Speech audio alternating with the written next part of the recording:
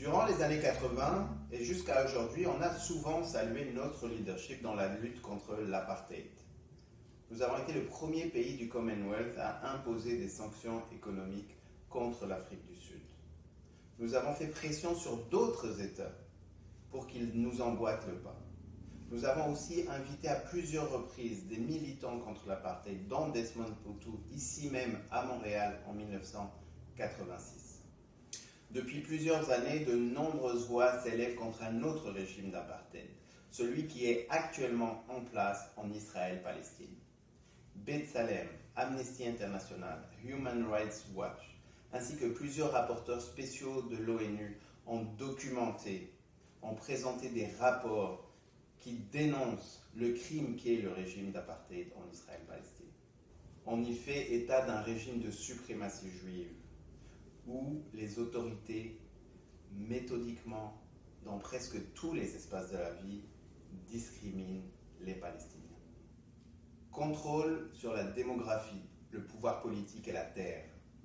À des degrés divers d'intensité, les autorités ont dépossédé, séparé, confiné et soumis les Palestiniens.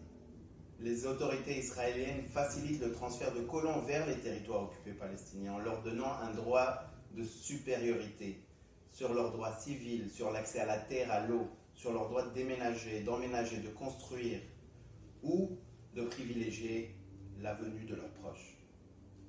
Et évidemment, encourage l'établissement de nouvelles colonies, encore aujourd'hui, dans les territoires occupés palestiniens.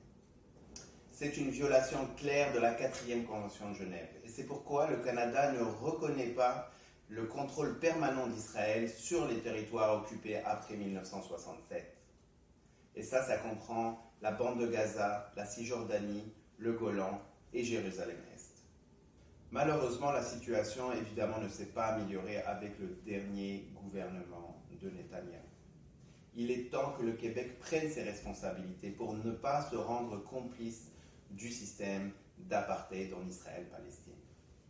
Nous avons donc pris l'initiative d'envoyer 2 questions à M. le ministre Girard.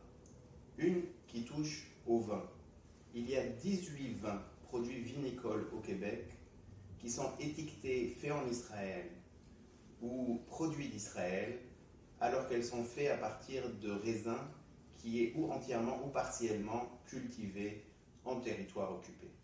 C'est une violation claire des règles d'étiquetage tout simplement, mais aussi du droit international.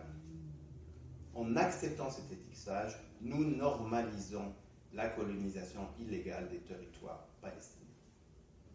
La deuxième question que nous avons posée à M. Girard concerne les investissements de la Caisse des dépôts.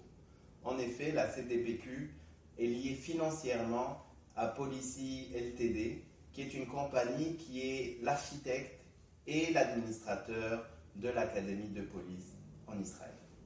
Tous les policiers, y compris des groupes militarisés, y sont entraînés à des pratiques répressives, comme le contrôle des foules ou des raids à domicile. L'Académie nationale de police d'Israël forme aussi des agents du milieu carcéral. Or, nombreux sont les cas de torture qui ont été documentés, y compris sur les enfants palestiniens. Bref, Policy Ltd représente un des piliers sur lequel repose le système d'oppression et d'expropriation des Palestiniens. Si toi aussi tu veux prendre action, on t'invite à envoyer à ton tour les questions que nous avons adressées à M. Girard, le ministre des Finances. Parce que nous ne pouvons pas nous permettre de rester passifs. Et surtout pas, nous ne pouvons pas être complices du système d'apartheid en Israël-Palestine.